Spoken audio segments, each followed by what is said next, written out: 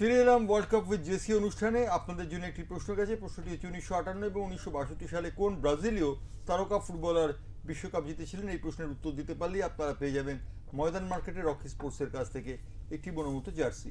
আমি পরিসংখ্যানের দিকে যাব। পরিসংখ্যানের কথা একটু আগে মুনান বলছিল। আর্জেন্টিনা এবং স্পেন এর আগে 14 বার মুখোমুখি হয়েছে। 14 বারের মধ্যে 6বার জিতেছে আর্জেন্টিনা এবং 6বার জিতেছে স্পেন। কিন্তু গত 5টি সাক্ষাৎকারের ফল যদি আমরা দেখি তাহলে দেখব স্পেন 3-2 এগিয়ে রয়েছে। যথাযথ এই এগিয়ে থাকাটা কি কোনো কাজ দেবে কালকে? আমার তো মনে হয় না, কারণ এটা অনেকদিন আগেকার ঘটনা হয়ে গেছে। আর মোমেন্টামের দিকটা যেটা দেখা হয় এরকম বড় টুর্নামেন্টে, এখন কি ঘটছে, মোমেন্টাম কার দিকে? 2024 ইউরো স্পেন জিতেছে, 24 কোপা আমেরিকা আর্জেন্টিনা জিতেছে, 26 বিশ্বকাপে দুজনেই অপ্রতিরোধ, দুজনেই এখনও পর্যন্ত হারেনি। কিন্তু মোমেন্টাম কিছুটা হলেও আর্জেন্টিনার দিকে আমার মনে হয়। আর হ্যাঁ, অ্যাকচুয়ালি ঠিকই মুনালদা বললেন যে ফ্রান্সকে আটকে রাখা হয়েছিল, স্পেন দারুণ খেলেছে।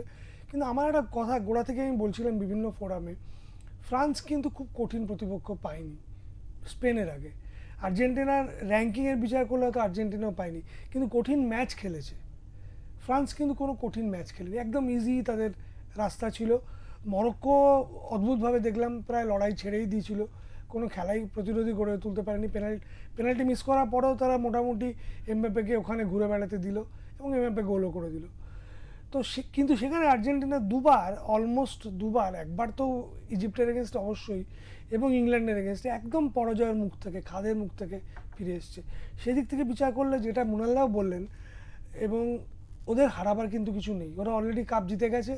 মেসি চূড়ান্ত ফর্মে খেলছে, he is enjoying his football, সবাই ওকে ঘিরে একটা মানে একটা পিকনিকের মতো পরিবেশ। কিন্তু হারতে তারা রাজি নয়। পিকনিক করলেও ওই পিকনিকে হার বলে কোনো শব্দ কিন্তু নেই। তারা সবাইকে ওই গুঁড়িয়ে দিয়ে এগিয়ে যেতে চায়। ওই হেড টু হেডে স্পেন এগিয়ে আছে হয়তো পুরোনো দিনের বিচারে, কিন্তু এই মুহূর্তে আমার মনে হয় মোমেন্টাম ইজ উইথ আর্জেন্টিনা। অর্থাৎ যুধাজিৎ পুরোপুরি আর্জেন্টাইন হয়ে গিয়েছে, তার কারণ আর্জেন্টিনাকে সাপোর্ট করছে সে, এবং সেই কোনো স্ট্যাটিস্টিক্সেরও তার তোয়াক্কা করছে না। সে বলছে পুরনো চাল ভাতে বাড়ে, এ কথা যেমন প্রবাদ আছে বাংলায়, ঠিক সেরকমভাবে স্পেন এবারে ভাতে বাড়তে পারবে না। স্পেন এবারে রীতিমতো তারা কুঁকড়ে থাকবে এবং আর্জেন্টিনার আক্রমণের কাছে। 39 বছরের একজন ফুটবলার যিনি কিন্তু এই টুর্নামেন্টে নিজেকে শ্রেষ্ঠ বারবার প্রমাণ করেছেন, লিওনেল মেসির কথা বলছেন। লিওনেল মেসির কাছে সবাই হার মানবেন এবং লিওনেল মেসি হবেন তুরুপের তাস আর্জেন্টিনার। এবং আর্জেন্টিনার তুরুপের তাস যিনি যেমন হবেন তেমন তিনি গোল করাননি, গোলে অ্যাসিস্ট করেছে এমন ঘটনাও কিন্তু রয়েছে এবারে বিশ্বকাপে। সুতরাং এবারের বিশ্বকাপে মেসি গোল না করলে আর্জেন্টিনা জিতবে না এমনটা নয়, মেসি অ্যাসিস্ট করলে আর্জেন্টিনা জিতবে সেটা বলা যেতে পারে। এবং মেসির উপর নির্ভর করছে অনেকখানি। মুনাল একটু আগে বলেছি মেসিকে নির্ভর করেই তার খেলার প্রথা প্রকরণ গড়ে উঠেছে। এ বিষয়ে বলে দেবার কোনো অপেক্ষা রাখে না। মুনাল একটি কথা বলেছি, সেটি হচ্ছে আমাদের গতকালের যিনি অতিথি ছিলেন রূপক শাহ, তার সঙ্গে মিলে গেছে কথাটি। কথাটি হচ্ছে যে ইন্টার মায়ামিতে মেসির খেলাটা পরিকল্পনার ফসল, এবং সেই পরিকল্পনা আর্জেন্টিনা অনেকদিন আগেই ঠিক করেছিল। তারা ঠিক করেছিল আমেরিকার জল হওয়ার সঙ্গে মেসি সরগড় হয়ে নেবেন, আমেরিকার ফুটবলের সঙ্গে মেসি সরগড় হয়ে নেবেন। কিন্তু মেসির কি সরগড় হওয়ার প্রয়োজন রয়েছে? অবশ্যই আছে। তার কারণ হচ্ছে মেসির প্রথম কথা খেয়াল রাখতে হবে যে মেসির কিন্তু মানে ওয়ার্ল্ড কাপ জার্নিটা কিন্তু খুব মসৃণ নয়। এমবাপ্পে প্রথমবার বছরে এসেই প্রথম বিশ্বকাপ খেলতে এসে, কিন্তু মেসির কিন্তু 5টা বিশ্বকাপ লেগেছে জিততে, এবং 5টা বিশ্বকাপ নিয়ে অনেক যন্ত্রণার মধ্যে দিয়ে অনেক সমালোচনা শুনতে হয়েছে। এবং আর একটা কথা হয়েছে, এমবাপ্পেকে কখনো জিদানের সঙ্গে তুলনায় যেতে হয়নি। একটাই মাত্র বিশ্বকাপ তার আগে জিতেছিল ফ্রান্স, সেটা হচ্ছে ওইটা। সেখানে কিন্তু আর্জেন্টিনার কিন্তু তার আগে তার আগে বিশ্বকাপ জানে ছিল না, তার আগেও ছিল, 78-এ ছিল, 86-তে ছিল। হ্যাঁ 86-তে ছিল। সুতরাং না, আমি ফ্রান্সের কথা বলছি, শুধু একবারই 98-তে।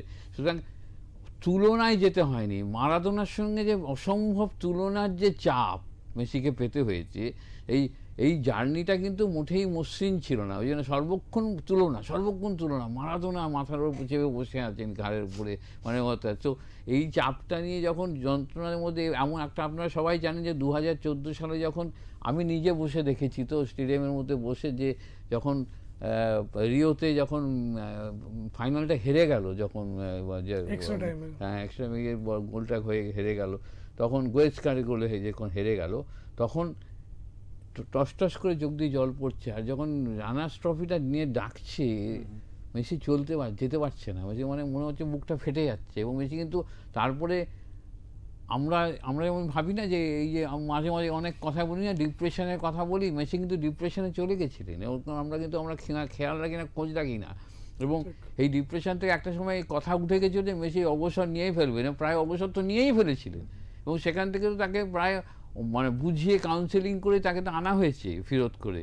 এবং তারপরে যার ফলে 2018 সালের বিশ্বকাপটা তো খুব খারাপ গেছে, মানে কোয়ালিফাই করতে পারছিল না, কোয়ালিফাই করতে মানে এমন অবস্থা। এবং দলের মধ্যে একটা ভয়ঙ্কর একটা মানে সাম্পাইও যে ওদের কোচ ছিলেন, সাম্পাইও, এবং মানে তিনি একটা পুরো দলটা একটা ছিন্ন বিচ্ছিন্ন অবস্থা, মানে আমরা বুঝতে পারছিলাম যে কারোর সঙ্গে কারোর যোগাযোগ নেই, একটা ভীষণ একটা ব্যাপার খারাপ চলছিল সেখানে। সেই জায়গা থেকে মেসির ঘুরে দাঁড়িয়ে সেখান থেকে মেসি যখন, আমি আপনাকে এর আগেও একবার বলেছিলাম যে স্কালোনিকে যখন ডাকেন যে চলো এবার আমরা অন্তত একবার দেখি 2022-এ, তখন মেসিই ওকে বলেছিলেন হ্যাঁ চলো আমরা একবার দেখে নিই।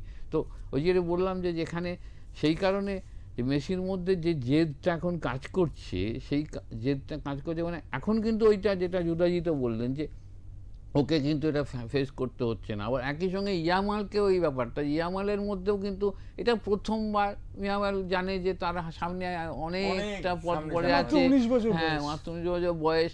আর একটা ছবি খুব ভাইরাল হয়েছে গত কয়েকদিন ধরে, মেসি বাস্তবে এসে দুজনে ইউনিসেফের অ্যাম্বাসেডার, দুজনে মেসি তখন সেই ইয়ামাল ছোট 6 মাসে আর ওকে চান করাচ্ছেন। তো এখন কালকে কাকে আমরা প্রশ্নের উত্তরটা কিন্তু পাইনি।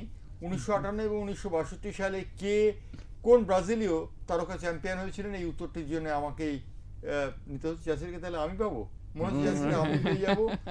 জার্সিটা পাওয়ার জন্য আমাকে যেতে হচ্ছে অ্যাডসন অ্যারান্টোস দা নাসিমেন্টো পেলে 1958 এবং 62 সালে জিতেছিলেন এবং সুইডেন এবং চিলিতে তিনি জেতার ফলে শেষ পর্যন্ত 5 বার বিশ্বকাপ জয় করার পর জুলে রিমে কাপটি হয়ে গেল ফিফা বিশ্বকাপ।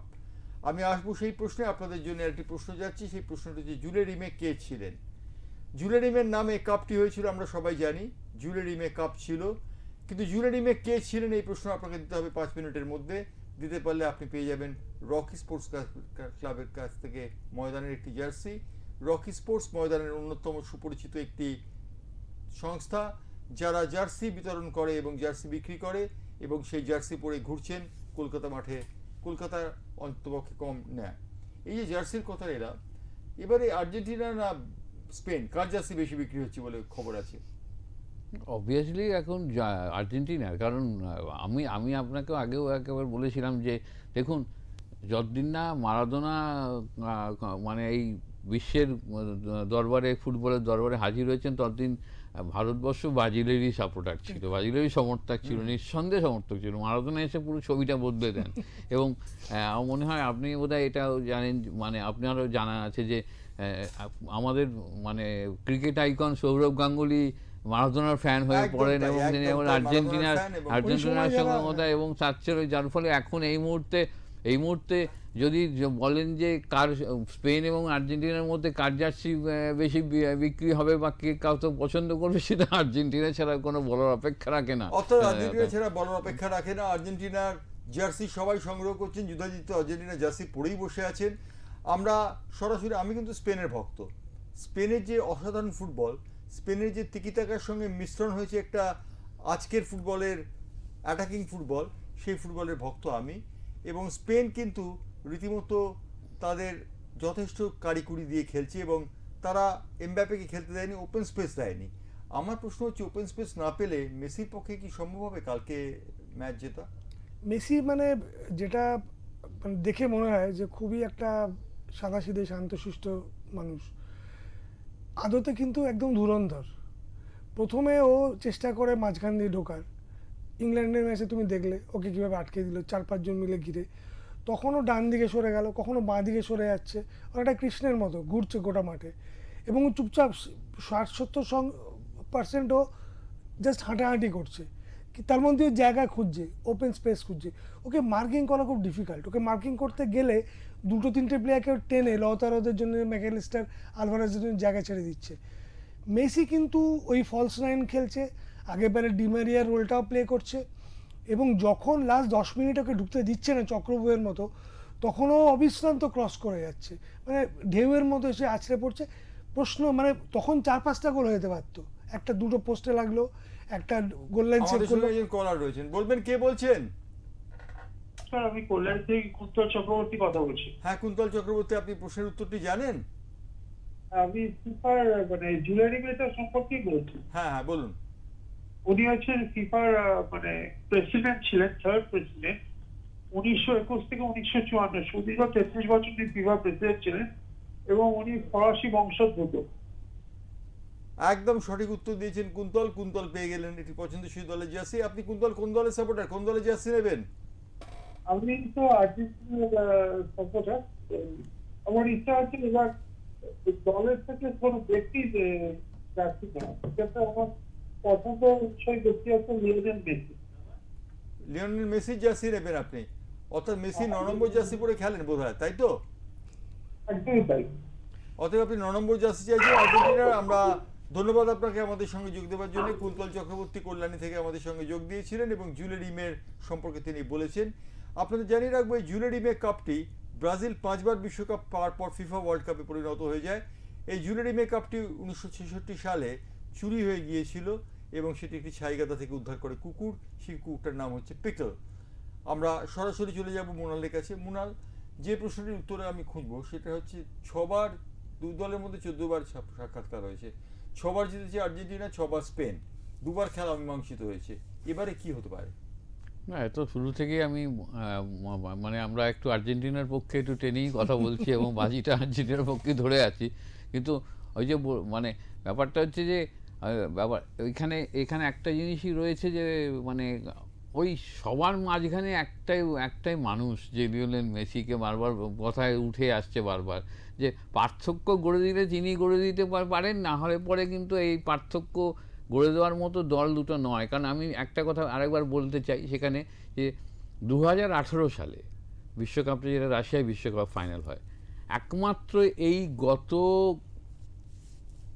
মানে 98 সাল থেকে যদি আপনি ধরতে আরম্ভ করেন, তাহলে বা 94তেও ধরেন, যদি দেখেন ব্রাজিল খেলছে ইতালির সঙ্গে ফাইনালে, 98 সালে ফ্রান্স খেলছে ব্রাজিলের সঙ্গে, 2002 সালে আপনার ব্রাজিল খেলছে জার্মানির সঙ্গে, তারপরে ধরুন 2006-এ আপনার ফ্রান্স খেলেছে ইতালির সঙ্গে, তারপরে 10-এ চলে আসুন, 10-এ দেখবেন স্পেন খেলেছে হল্যান্ডের সঙ্গে, এবং পরবর্তী সময়ে 2014-এ খেললো যখন আর্জেন্টিনা বনাম জার্মানি খেললো, 2018-এ আসার পরেই একমাত্র যেখানে মনে হলো এটা অসম লড়াই হবে ফাইনালটায়, যেখানে মনে হলো যে ক্রোয়েশিয়ার সঙ্গে ফ্রান্স এটা কখনো মানান হোসাই হতে পারে না, যেখানে কিন্তু মানে ফেভারিট বলতে যদি বোঝায় এবং জিতবেই আমরা ফাইনালে আগে এটা জানতাম, মানে বুঝেই গেছিলাম যে কোনো মতে ক্রোয়েশিয়া এই ম্যাচটা জিততে পারে না। আমি যদি ভুল না করি 2022-এ কাতার তুমি বিশ্বকাপের সময় স্টেডিয়ামে ছিলে।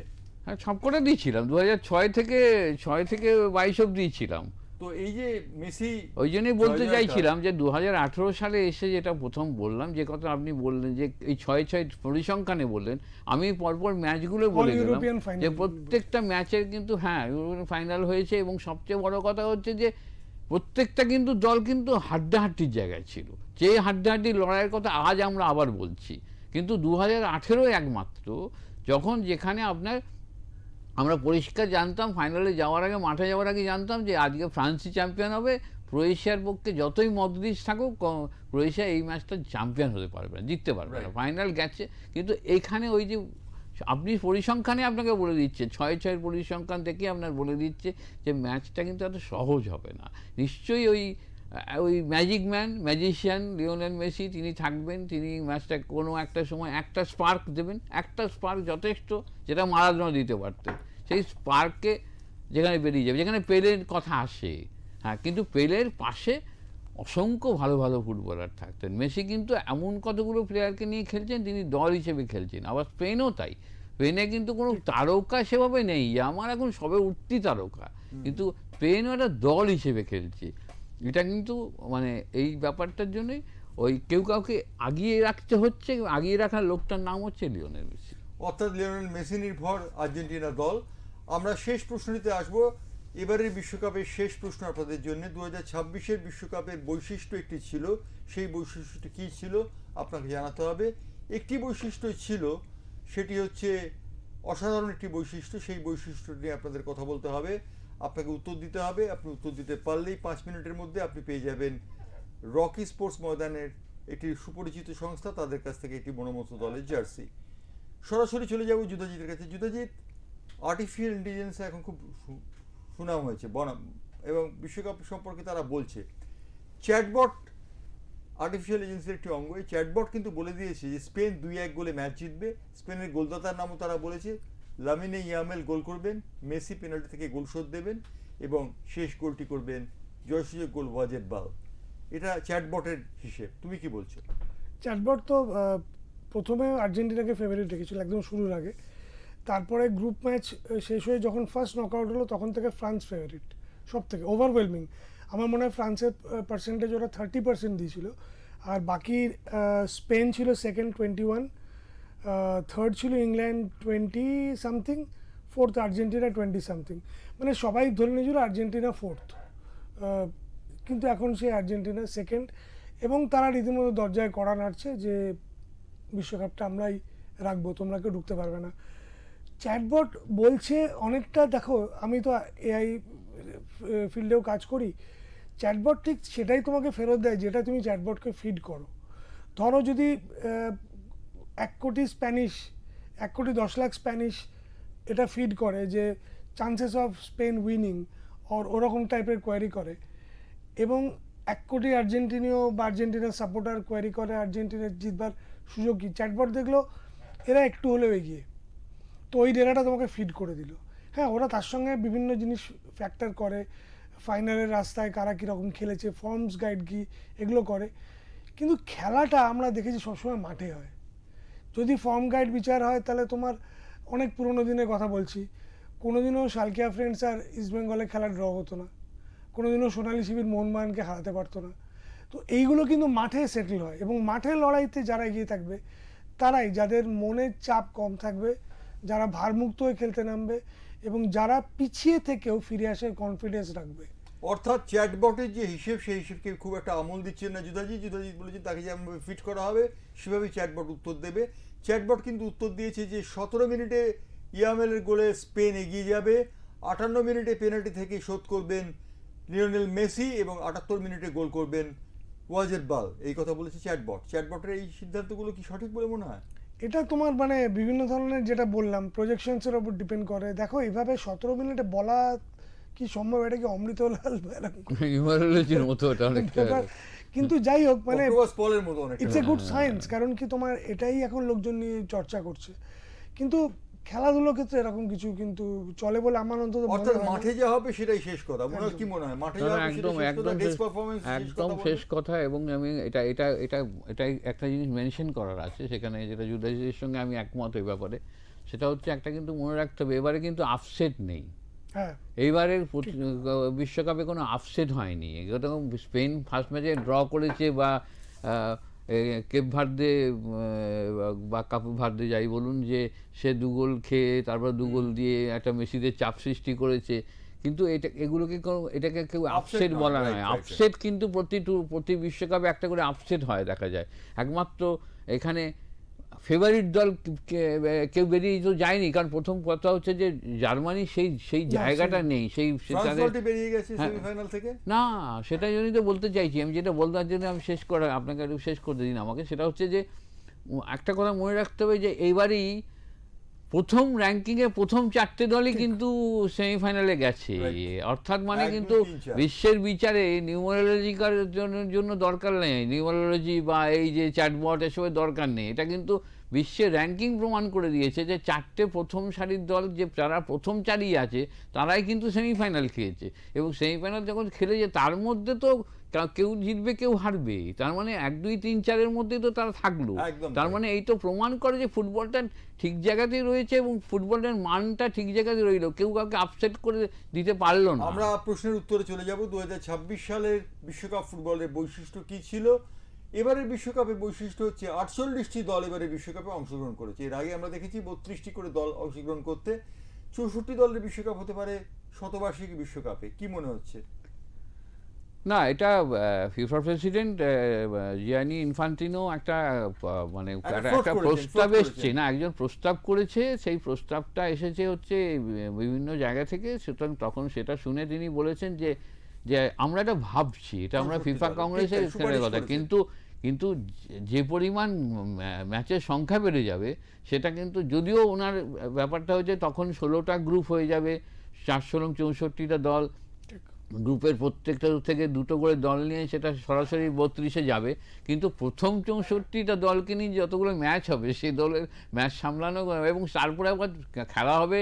প্রথমে উদ্বোধনী শতবার্ষিকী 3টে ম্যাচ হবে, একটা আর্জেন্টিনায়, একটা উরুগুয়ে যেহেতু প্রথমবারের চ্যাম্পিয়ন, এবং প্যারাগুয়েতে। তারপরে সেই খেলাগুলো চলে আসবে হচ্ছে মরক্কো, এবং তার সঙ্গে পর্তুগাল এবং স্পেনে। সুতরাং এত ছড়িয়ে ছিটিয়ে খেলার জন্য এটা কতটা সম্ভব সেটা কিন্তু আগে বসে আলোচনা হবে তারপরে। কারণ না হলে 48টা দল অবধি বেশ ভালো, এবং কারণ 48টা দল একটা ভালো হয়েছে, একটা দিক বলতে হবে, এটা না বলে কোনো না, তৃতীয় দল নয়।